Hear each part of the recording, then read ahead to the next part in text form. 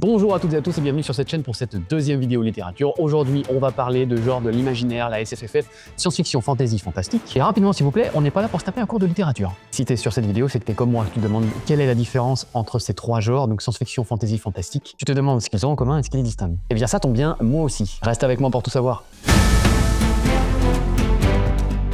D'abord, pourquoi trouver le genre du roman que je vais écrire? Eh bien tout simplement pour respecter les codes de ce genre, de manière à ne pas décevoir les lecteurs. Et là, je parle d'expérience. Par exemple, moi, je déteste les livres de fantasy où je cherche du merveilleux, de la magie, de l'épique, des dragons, de l'héroïsme, des artefacts légendaires, enfin bref, voilà, tout ce qui fait la fantasy. Ouvrir un bouquin, soi-disant fantasy, et que finalement, à l'intérieur, il se retrouve avec presque rien de fantasy. Il n'y a rien de plus décevant que ça. Ou alors, il y a un pauvre petit truc ridicule de fantasy. Moi, ça me donne l'impression de m'être fait avoir, d'avoir dépensé mon argent pour rien. Ou alors, il faut que le livre se rattrape en ayant vraiment une super intrigue. Je pense notamment à Assassin Royal de Robin Hobb. Au début, j'étais pas mal déçu du livre, le premier. Mais en fait, quand on continue, il y en a 12 ou 13 après, je sais plus. Et en fait, quand on continue, on se rend compte que ce livre est super intéressant. Il y a un peu plus de fantasy plus tard, mais c'est vrai qu'au début, le côté fantasy, il est assez minime quand même. Mais l'intrigue est tellement intéressante que c'est pas grave. Après, ça veut pas dire qu'il faut que je m'enferme avec ces codes. Rien ne m'empêche d'hybrider le genre parce que sinon, ça risque de brider ma créativité. Pour vulgariser, je vais faire simple. Parce qu'en réalité, il y a une tonne de nuances. Et pour être honnête, c'est le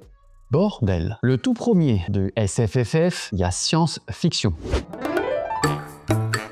Bon là, concrètement, j'ai pas appris par cœur la définition, je vais vous lire exactement ce que j'ai trouvé. La science-fiction, ou SF, explore des mondes où la science et la technologie jouent un rôle central. Ces histoires se déroulent souvent dans un futur technologiquement avancé ou dans un univers parallèle au nôtre, quoi. C'est souvent une histoire autour de l'exploration de l'espace, un monde dystopique où tout a une explication rationnelle, C'est vraiment extrêmement important, le mot rationnel dans la SF. L'auteur, son objectif, c'est de pousser la plupart du temps une technologie existante, ou non, d'ailleurs, ça peut être une technologie inventée, mais en tout cas, il pousse une technologie jusqu'à son paroxysme pour nous donner des pistes de réflexion sur notre relation avec la technologie. En fait, il cherche surtout à explorer le lien entre l'humanité et la science et comment la science influence l'évolution de l'homme. Il faut quand même avouer que c'est rarement dans le bon sens. En ce moment, par exemple, on a beaucoup de choses autour de l'intelligence artificielle parce que voilà, on est en plein dedans et ça commence à faire peur. Même si c'est pas nouveau, parce que c'est un sujet qui a été abordé déjà dans les années 90 avec Terminator. I'm back. Mais on a aussi Dune de Frank Herbert, de la science-fiction. La SF, ça existe depuis un petit moment maintenant. Donc le petit conseil pratique, c'est que pour écrire de la SF, il faut penser comment la technologie pourrait évoluer et affecter notre société. Deuxième F dans SFFF, fantasy. Ou fantastique, je sais jamais lequel vient en premier, j'ai même pas regardé d'ailleurs, m'en fous. Donc là c'est pareil, je vais vous lire un petit peu la définition. La fantasy se caractérise par des éléments magiques et surnaturels dans des mondes imaginaires. Irrationnels, merveilleux, souvent médiéval, avec ses propres règles, nécessitant un apprentissage pour le lecteur. Bon, concrètement, c'est le royaume des dragons, des sorciers, des quêtes épiques, avec de la magie remplie de créatures mythiques, d'artefacts légendaires, des dieux, des intrigues politiques. Bref, dans la fantasy, il est plus question vraiment de destin, d'héroïsme, du bien contre le mal, même si aujourd'hui, c'est plus aussi manichéen que ce le fut à une époque. Aujourd'hui, c'est plus tout noir ou tout blanc. Mais ce qu'il faut retenir, c'est que dans la fantasy, le surnaturel est naturel. C'est-à-dire que quelqu'un qui utilise de la magie, pour tout le monde dans le livre, c'est normal. Bon, évidemment, le plus concret que tout le monde connaît dans la fantasy, nous avons Le Seigneur des Anneaux de J.R.R. Tolkien, nous avons aussi The Witcher de Andrzej Sapkowski,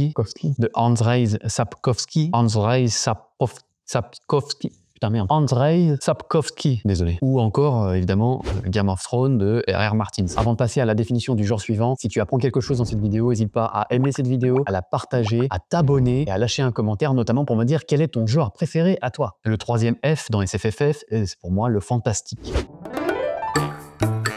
Le fantastique, lui, se situe à la frontière entre le réel et l'irréel. En fait, il introduit des éléments surnaturels et inexplicables dans un cadre réaliste qui crée une atmosphère de doute et de mystère dans l'histoire. Bon, là, on a des exemples comme Dracula, Spider-Man, Shining. Il y en existe vraiment plein d'autres, mais voilà, c'est les premiers qui sont venus en tête quand j'ai pensé au fantastique. Le thème commun au fantastique, c'est la rencontre avec l'inexplicable, l'horreur psychologique et l'ambiguïté entre la réalité et l'illusion. Et donc, pareil, le petit résumé, le petit conseil pratique pour écrire du fantastique, il faut jouer sur l'incertitude et l'étrangeté pour le lecteur. Voilà, pour conclure, la SFFF est un vaste univers où chaque genre offre des possibilités infinies pour l'imaginaire. Que vous soyez attiré par la science, la magie, le mystère, en fait, il y en a un peu pour tous les goûts. C'est pour ça que moi, j'adore la SFFF. Je suis uniquement concentré sur des livres comme ça. Alors pas que, comme on le voit ici, là on est plutôt sur des affaires policières, des enquêtes, mais je suis quand même bien plus SFFF, comme on le voit derrière, et encore on voit pas tous les livres qu'il y a au-dessus, mais là on a toute la collection The Butcher. Là on a des jeux vidéo qui sont quasiment que de la SFFF. Là on a Narnia, ici on a la collection des Harry Potter. En haut vous le voyez pas, mais j'ai pas mal de livres de Robin Hobb, il y a des livres de Fiona McIntosh, je lis Le Don en ce moment, donc on est vraiment purement dans la SFFF. Alors évidemment, il existe des nuances dans les genres. Star Wars, par exemple, c'est un excellent genre mélangé. C'est de la science-fantasy, science-fiction pour le côté voyage spatial, donc les voyages d'une planète à une autre, les extraterrestres, etc. Donc là, on est vraiment dans la science-fiction. Mais il y a le côté fantasy, avec le côté la force des Jedi, par exemple, le côté mystique des Jedi. Ou Harry Potter. Le départ, il est dans un monde ordinaire pour découvrir un monde magique. Mais il y a quand même une ambiguïté dans Harry Potter, on ne sait pas si c'est du fantastique ou de la fantasy. Je ne sais pas vraiment comment me positionner. En fait, là où c'est ambigu, c'est qu'une partie des personnages, donc les enfants nés de Moldus, eux ne connaissent rien à la magie. Donc tout ce qu'ils découvrent de la magie, pour eux, c'est nouveau. Alors qu'il existe aussi dans cette histoire des enfants sorciers, nés sorciers, donc ils connaissent la magie depuis toujours et pour eux, la magie est normale. Donc vous voyez, là, je suis un peu perdu entre fantasy et fantastique. Après, ça dépend. Est-ce qu'il faut se baser sur le point de vue de Harry Potter pour déterminer le genre de l'œuvre? Un personnage qui ne sait pas qu'il est magique, il vit dans un monde ordinaire et puis découvre le monde magique. Dans ce cas-là, on pourrait plutôt dire que c'est du fantastique. Ou alors on se base uniquement sur le monde des sorciers où se passe finalement l'essentiel de l'intrigue. Dans ce cas-là, on dirait que c'est de la fantasy. Vous voyez, c'est pas tout à fait facile de définir un genre, surtout pour des genres un peu hybrides comme ça. Bon, après, est-ce que c'est vraiment important?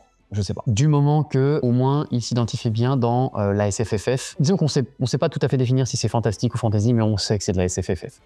C'est l'essentiel. Et puis il faut avouer qu'il existe, et là je viens de découvrir, je ne connaissais pas bien avant, mais avec mes recherches je viens de découvrir qu'il existe une quantité inimaginable de sous-genres. Là je vais vous faire une petite liste juste pour le fantasy, et c'est une liste non exhaustive. On retrouve le high fantasy, le low fantasy, l'epic fantasy, l'urban fantasy, le beat lit, l'historical fantasy, etc., etc. Et encore, je crois que je vous ai cité qu'un tiers de ce que j'ai trouvé. Et le genre qui a le plus de sous-genres, c'est la romance. C'est juste un truc de malade. Et très franchement, d'après moi, c'en est franchement ridicule. Il y a des sous-genres qui existent où l'histoire romance ne se passe qu'à l'école. Il y a un nom, j'ai oublié le nom, mais c'est...